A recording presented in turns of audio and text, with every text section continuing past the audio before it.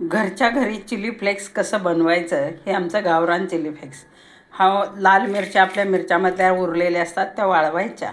त्यानंतर त्याच्यासाठी लसूण घेतलं सोलून, थोडंसं त्याला साल ठेवलेले कुड्या वरच्या, आणि मीठ घेतले, थोडंसं जिरं घेतलेलं आहे.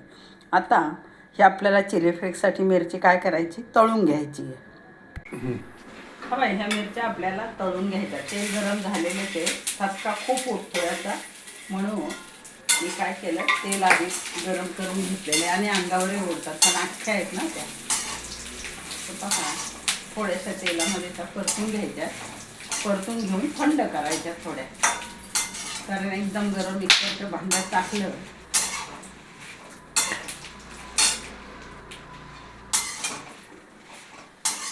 खूप छान लागतं. त्याला खरडा असंही म्हणतो गावाकडचा, आणि सुक्का खरडा, सुक्या मिरचीचा खरडा.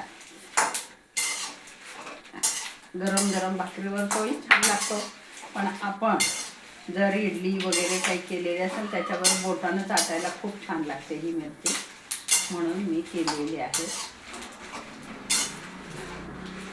आता याला थंड होऊ द्यायचे आपल्याला.